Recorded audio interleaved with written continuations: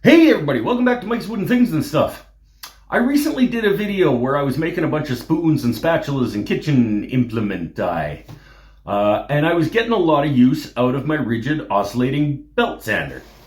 And then I realized that I did an unboxing and first impressions video on this a number of years ago, but since then I have never talked about it.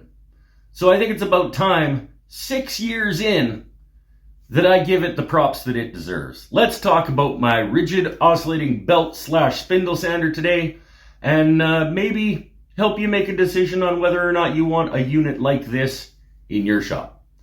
Spoiler alert, for those of you who want the ending first, this might be the best money that I've ever spent in the shop. But let's get into why. Come on.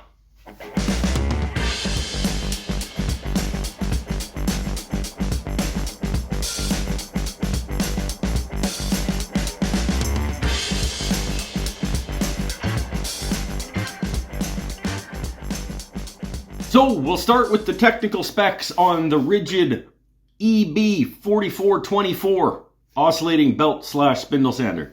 This unit currently retails for $299 Canadian dollars. At time of purchase 6 years ago, I believe I got it for $229.99, which is an increase of about 30% over the last 6 years, which feels about typical for a lot of things, doesn't it? Except wages, obviously. It is a 3/8 horsepower 5 amp motor. At the spindle, it turns at 1725 RPM. With the belt assembly attached, it is spinning at 1350, which I attribute to the fact that it is now turning 2 spindles essentially and a bigger, heavier thing, which naturally slows down the RPM. It oscillates, meaning it also goes up and uppy downy this way. It oscillates 3/4 of an inch uppy downy at a rate of 1 per second. So 60 per minute. 60 per minute? Let's go with that. It takes a 4x24 sanding belt. I buy these Diablo ones from Home Depot. They're just fine. Before you ask, I live at about a 120 grit on there. I find that is heavy duty enough to remove material quickly when I need it to, but not so hefty that it leaves huge gouges in my things.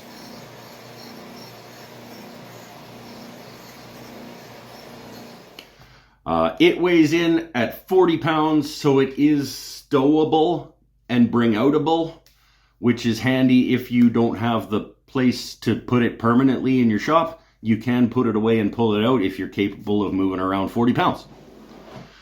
I unboxed this in August of 2019.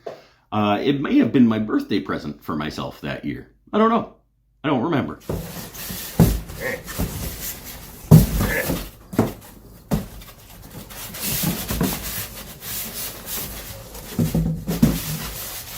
Get out of the box. Get. All right.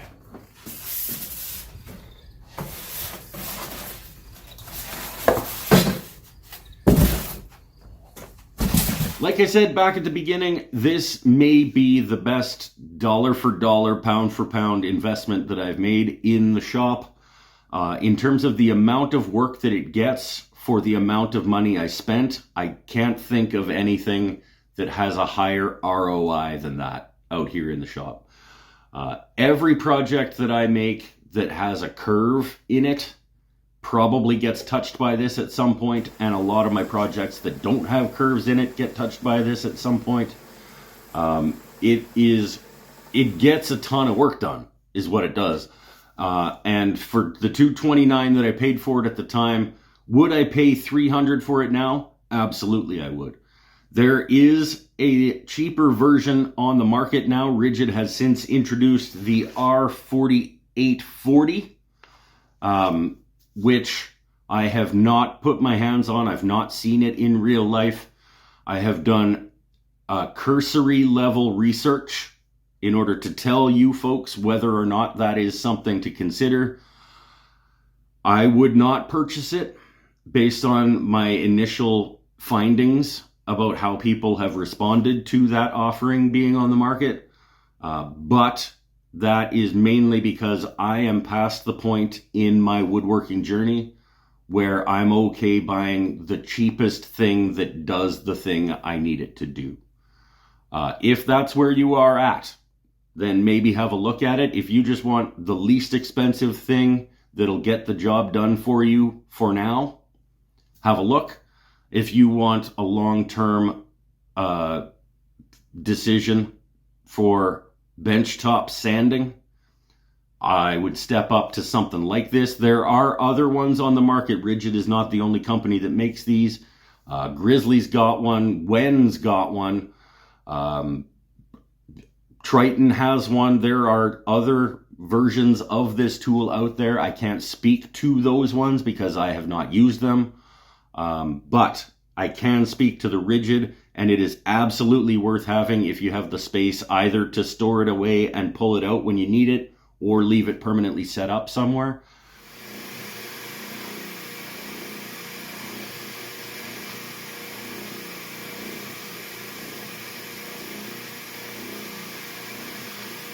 If you would have asked me a year ago, I would have told you that the dust collection on this unit is atrocious, but that was me being the problem. That wasn't the tool being the problem. It's got a 2.5-inch port on the back of it, and that's a crappy size. So instead of actually getting a proper adapter and hooking it up properly, I was just kind of like jamming my shop vac hose in the back and letting it sit in there. So it wasn't doing a very good job of dust collection. I now plumb it into my 4-inch, the flex hose on my 4-inch dust collector. And the dust collection is, I think, better than it should be.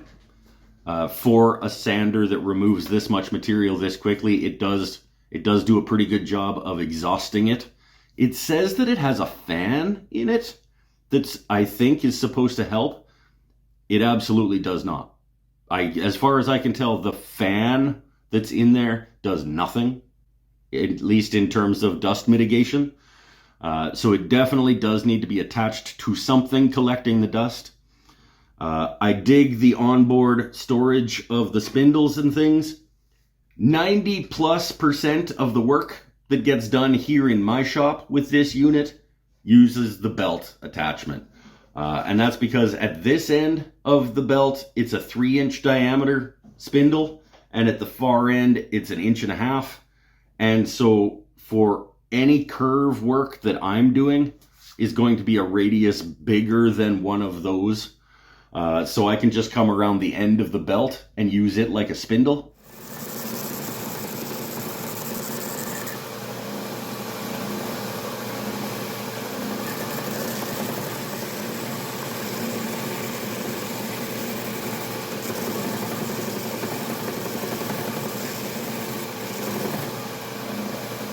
Unless I need to get inside of a fully enclosed something, which happens very, very infrequently, I'll put the spindles on for that. But almost all the work that gets done here in my shop with it is done with the belt. In fact, I think some of the sandpaper on the spindles is still the original sandpaper that came with it. Happy to answer any questions you might have about this particular unit. Like I said, I can't speak to those other brands, but I can speak about this particular one and the format of oscillating spindle belt sander. If you have questions, leave them down in the comments below. That's it for this one. Stay happy, stay healthy, stay safe. See you next time. Bye for now.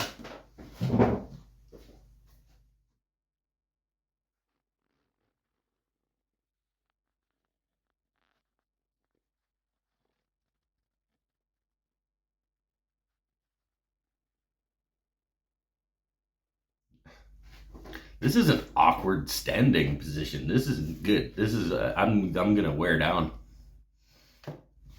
So 6 years later, I'm still rocking the Ridgid oscillating belt sander, and I thought it was about time that we gave it some props. Let's do an official review after 6 years. Do I like the Ridgid EB4424. Gotta look down at the numbers. Do it again.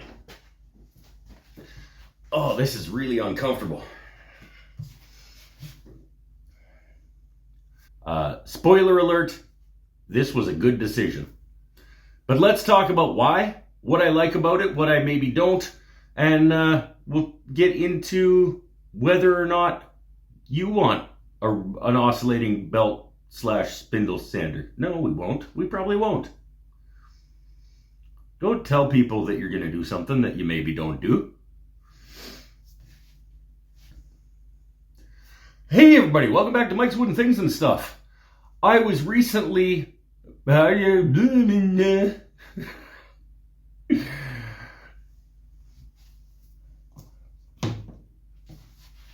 let's start with getting the technical specs out of the way. This is the model EB4424 Ridgid Oscillating Belt / Spindle Sander.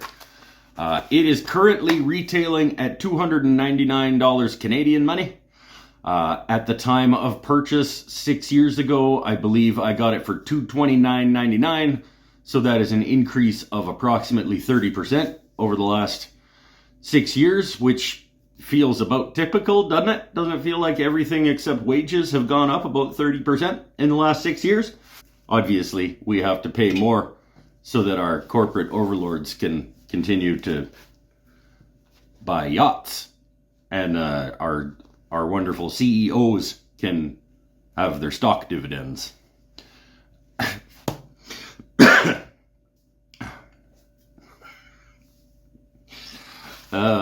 It'd be funny if it wasn't so sad. Okay, it spins at 1725 RPM at the spindle when the belt, the belt mechanism, the belt assembly, the belt dealy is on it. Let's try again. Let's get one of those will be fine. We'll just cut in. It is a 3/8 horsepower 5 amp motor. That I don't know why you would need that information. That information is not important.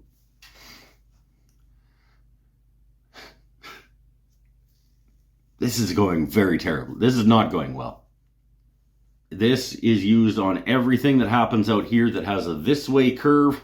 In fact, most of the time it gets the other side curve as well.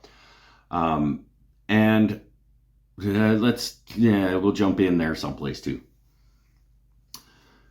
Where am I going to jump in? I don't know what the last thing I said that I can use is.